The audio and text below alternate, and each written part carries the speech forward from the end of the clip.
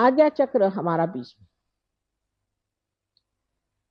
ये महाविष्णु का स्थान। इसका वर्णन हमारे यहाँ बहुत सुंदर देवी महात्म्य में मार्कंडेय स्वामी ने करके रखा है, लेकिन कौन पढ़ता है आजकल देवी महात्म्य, किसको फुर्सत। ये महाविष्णु का स्थान है और यहाँ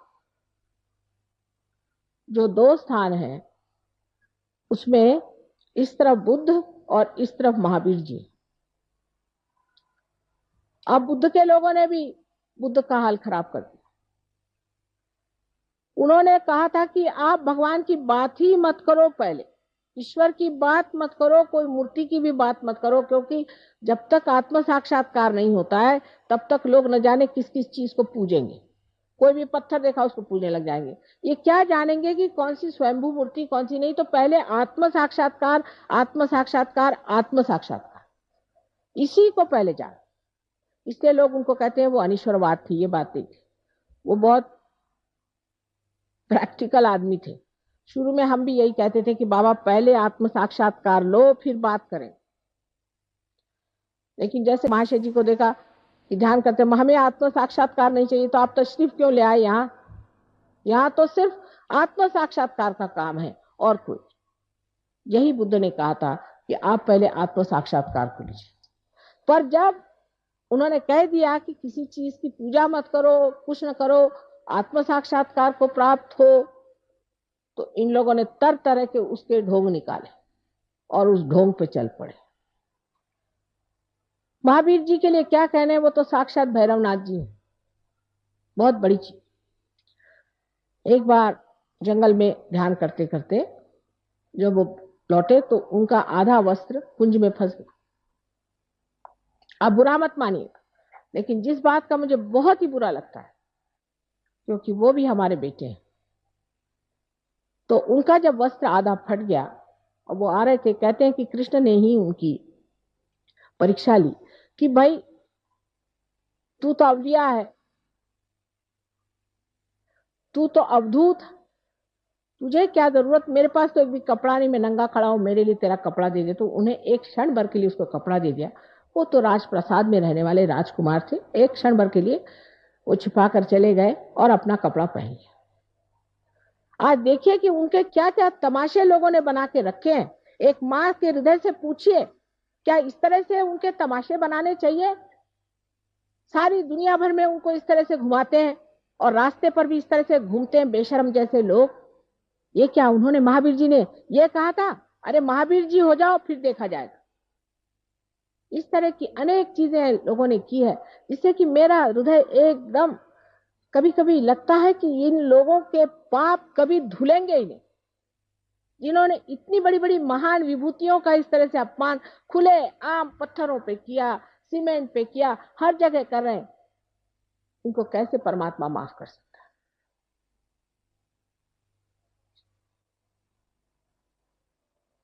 नेमिनाथ जी ने जिस वक्त में श्री कृष्ण के साथ, उनके वो भाई, चचेरे भाई थे नेमिनाथ जी, जो कि तीर्थंकर थे, उनको उपरति हो गई। उनके शादी में बहुत सारे जानवर आए मारने के लिए और परिंदे आए, उनको देखकर उपरति हो गई। ऐसे सबको हो सकती है। तो उन्होंने ये बात कह दी कि भाई मैं ये हिंसा नहीं करूंगा। लेकिन अब जो कीड़े मकोड़ों को भी बचाते बैठते हैं, ये कोई उन्होंने कहा था क्या? कहां से कहां आप लोग पहुंच जाते हैं। कम से कम जो सही बात है उसको सीखना चाहिए। मैंने बहुत सारे जैन मुनियों से बात करी कि भाई जो महावीर जी ने कहा ध्यान करो, वो क्यों नहीं करते हो, ये सब मंदिर मंदिर बनाते हो। तो कहने लगे कि माँ इसलिए कि ध्यान करने से शुद्र सिद्धि आ जाती है, इसलिए। मैंने कहा देखो भाई, शुद्र सिद्धियां आती है तुम्हारे अंदर, ठीक बात है, लेकिन अब हम तुमको सहयोग से असली ध्यान लगाएंगे। आप पहले ध्यान करो। अब बहुत से जैन लोग सहयोग को समझ रहे हैं कि ये महावीर जी का जो कहना है वही माता जी कर, और जो बुद्ध ने कहा वही काम माता जी, जो सच्चा दरबार कहते हैं वो ये। और बेकार की चीजों में अपना पैसा, अपना सारा चित्त बर्बाद कर देना ठीक है। अब तीसरे यहाँ ईसा मसीह, ईसा ने, क्योंकि उनका स्थान बराबर आंखों के बीच में जो ऑप्टिक चाइज्मा उसमें है, तो उन्होंने एक वाक्य कहा था, दाउ शैल्ट नॉट हैव एडल्ट्रस आईज, कि तुम्हारी आंख इतनी अबोध होनी चाहिए कि उसके अंदर कोई सी भी लालसा नहीं होनी चाहिए। बताइए, ऐसा आपको आज तक कोई ईसाई मिला है जिसके आंख में लालसा ना हो? जिस बात को उन्होंने खास ठोस तरीके से कहा, वही चीज उनमें नहीं। वो तो सभी में एक ही हाल है। जबकि हमसे भी बताया गया कि हम सब में आत्मा स्थित है, तो हम लोगों ने जाति बना ली जन्म के अनुसार। जन्म के अनुसार जाति हो ही नहीं सकती, और व्यास जी लिख ही नहीं सकते। व्यास जी किसके लड़के थे? जिसको मालूम है सो जानते हैं क्या?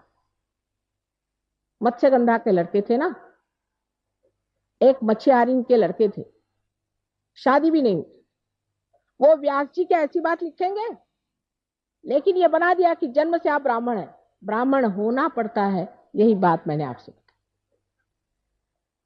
अब आप समझ लीजिए कि धर्म के मामले में अपनी कल्पनाएं जो गलत है उसको सही करना पड़ेगा। अगर वो नहीं सही करी, वो अगर हमारी कल्पनाएं हमने नहीं करी और वो हम सीधे नहीं हुए, तो हम धर्म को प्राप्त नहीं हो सकते हैं। जैसे कृष्ण ने कहा कि मारो इसको, ऐसी चीज जो सच है उसको पाना है, उसको मानना है। इससे हमारे अंदर के जो दूषित धर्म है सब निकल जाएंगे, और जो सच्चा धर्म वो खड़ा होकर के सारे विश्व में एक धर्म हो जाए, क्योंकि सबने एक ही बात कही। अब रही बात कि उसके 3 चक्रों के बारे में, मैंने बताया आपसे 3 जो यहाँ पर है कि बुद्ध, महावीर और ईसा मसीह, ये 3 आए और इनका जीवन तपस्या से रहा। अब वेद में भी 7 हमारी स्थिति बताई। भू माने पृथ्वी, पृथ्वी से बना हुआ श्री गणेश।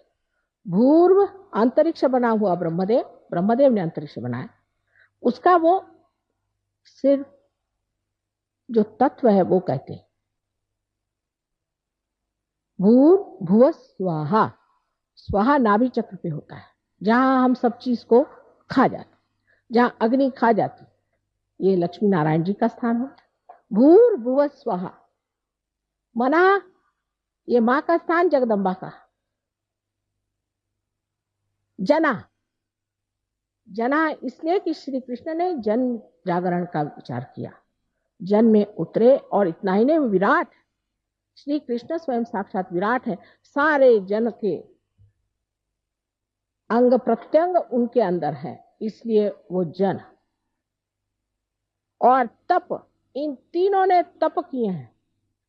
और अब सहस्त्रार पे सत्य है जो आदि शक्ति आपको देती है। इस प्रकार जो उसमें तत्व लिखा गया है वही विशद रूप से भक्ति मार्ग में लोगों ने देवी देवताओं की तरफ से वर्णन किया। ये सब की सब सच्चा है, सिर्फ कहीं एक अंग है, कहीं दूसरा अंग है।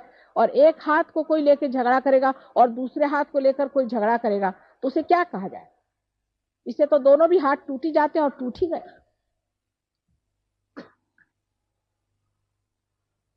साकार निराकार का भी झगड़ा बिल्कुल बेकार। अब सिर्फ सत्य पे आप आइए, आप समझ जाएंगे कि निराकार में साकार कैसे है और साकार में निराकार कैसे। ये समझने की बात। आज्ञा चक्र जो है वो यहाँ पर सीता है और ये महाविष्णु का स्थान है। आज्ञा चक्र आपका बहुत जोर से चलना शुरू हो जाता है जिस वक्त आप बहुत ज्यादा सोचते हैं आगे में। यहाँ पर जब बहुत सोच विचार शुरू हो जाता है तब आज्ञा चक्र चलता है। आज्ञा चक्र तब भी चलता है जब मनुष्य अहंकारी होता है। जब उसमें अहंकार आ जाता है तो उसका आज्ञा चक्र बहुत चलता है।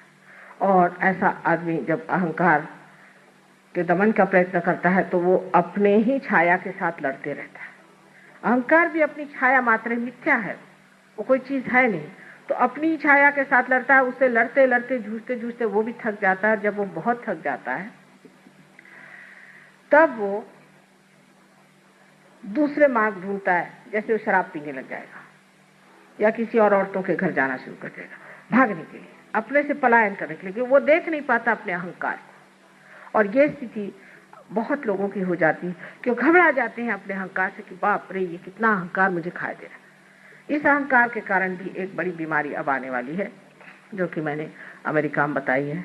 मैंने एड्स के बारे में बताया था, उसके बाद जो अभी नई अल्जाइमर की नई बीमारी शुरू हुई उसके बारे में बताया था, और अब तीसरी बीमारी के लिए बताया आई हूँ कि ऐसे लोग पैरालाइज हो जाएंगे जिनकी आज्ञा चक्र बहुत जबरदस्त चलेगा और जिनमें अहंकार बहुत बढ़ जाएगा, वो एकदम पैरालिसिस हो जाएगा। और पैरालिसिस होने के बाद वो इस तरह का पैरालिसिस होगा कि जब वो चेतन बुद्धि से कोई काम करना चाहे, कॉन्शियस माइंड से, तो कर नहीं पाए। ऐसे तो चलते फिरते रहेंगे और जब सोचेंगे कि मैं चल रहा हूं तो एकदम ठप से गिर जाए।